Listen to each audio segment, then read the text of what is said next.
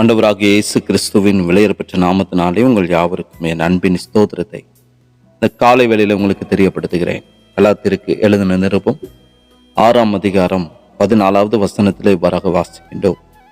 நானோ நம்முடைய கர்த்தராகிய இயேசு கிறிஸ்துவின் சிலுவையை குறித்து அல்லாமல் வேறொன்றையும் குறித்து மேன்மை பாராட்டாதிருப்பேனாக.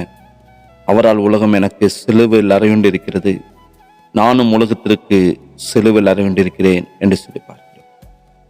கிறிஸ்துவுக்குள் அன்பான தேவனுடைய பிள்ளைகளே, நாட்களில் நம்முடைய வாழ்க்கையிலே ஒவ்வொரு ஆண்டுகளும் ஆண்டவராகிய இயேசு கிறிஸ்துவனுடைய அந்த சிலுவை மரண பாடுகளை எல்லா ஆண்டுகளும் தியானிப்பது வழக்கம். நம்முடைய சிலுவையை எடுத்துக்கொண்டு அவர் பின்னே நாட்களை நாம் நடக்கிறோமா என்று இந்த காலை வேளையில சிந்தித்து பார்க்க வேண்டும். சிலுவையை சுமக்கிறவன் சிலுவையில் மறிக்க வேண்டும், அதாவது அவனுடைய சுயம் முற்றிலுமாக மறிக்க வேண்டும். நாம் அப்படிப்பட்ட ஒரு வாழ்க்கையை வாழ நம்மை அர்ப்பணித்து அப்படிப்பட்ட நாம் நாட்களே அப்படியாக நாம் மறித்திருக்கிறோமா? பவுல் சொல்லுகின்றதான பொழுது, அவரால் உலகம் எனக்கு சிலுவையில் அறையுண்டிருக்கிறது, நானும் உலகத்திற்கு சிலுவையில் அறையுண்டிருக்கிறேன் என்று சொல்லுகிறார். ஆம், எனக்கு அன்பான தேவனுடைய பிள்ளைகளே, உலகத்தினுடைய ஆசைகள், வேஷங்கள், இச்சைகள், கவர்ச்சிகள், பாவங்கள் எல்லாவற்றிற்கும் அவர் சிலுவையில் அறையப்பட்டார். உலகத்தில் பல காரியங்கள் நம்மை நாமே மேன்மை பாராட்ட வைத்துக் கொண்டிருக்கிறது.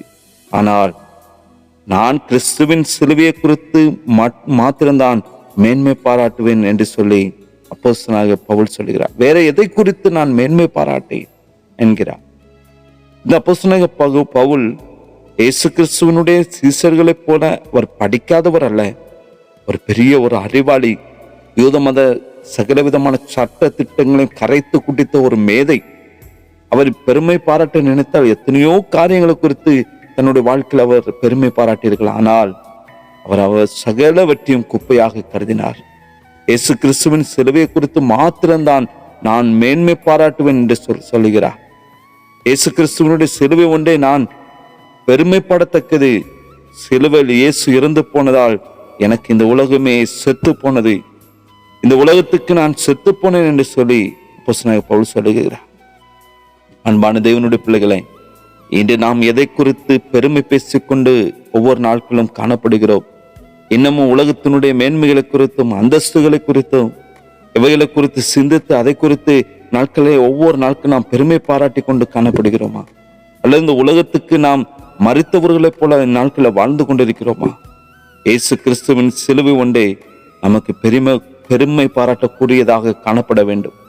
இந்த உலகத்துக்கு நான் செத்து போனவனாக வாழ நம்மால் முடியும் என்றால் நாம் தைரியமாக சொல்ல வேண்டும், இனி நான் அல்ல, கிறிஸ்துவ எனக்குள் பிழைத்திருக்கிறார் என்று சொல்லி அப்படிப்பட்ட ஒரு தைரியம் நிறைந்த, நம்பிக்கை நிறைந்த, விசுவாசம் நிறைந்த வார்த்தைகள் நம்முடைய நாவிலிருந்து துணிக்கட்டும், உள்ளத்தின் ஆழத்திலிருந்து துணிக்கட்டும். பவுல் சொன்னது போல, இனி நான் அல்ல, கிறிஸ்துவே எனக்குள் வாழ்கிறார் என்கிறதான சிந்தனை நம்முடைய வாழ்க்கையில் உண்டாகட்டும். சிலுவையில் அறையப்பட்டவர்கள் இந்த உலகத்தினுடைய சகல விதமான ஆசை இச்சைகளையும் சகல விதமான காரியங்களையும் முற்றிலுமாய் வெறுத்தவர்களாக, அவருடைய சிந்தனையால் தரிக்கப்பட்டவர்களாய் அவருக்கென்று வாழும்படி அந்த காலை பொழுது நம்முடைய அர்ப்பணிப்போம்.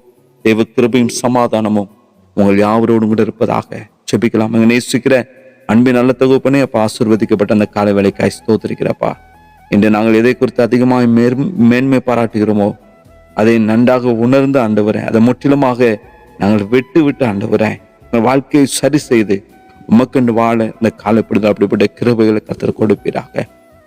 பவுல் சொல்லுவது போல, இனி நான் அல்ல, கிறிஸ்துவே எனக்குள் வாழ்கின்றார், உண்மை மாத்திரம் நாங்கள் உயர்த்தி காண்பிக்க, நம்முடைய நாம் மகிமைக்கண்டு ஜீவிக்க யாவருக்கும் கிருபை கொடுத்து வழி நடத்தும். இயேசுவின் நாமத்தில் ஜெபிக்கிற நல்ல பிதாவே, ஆமென், ஆமென்.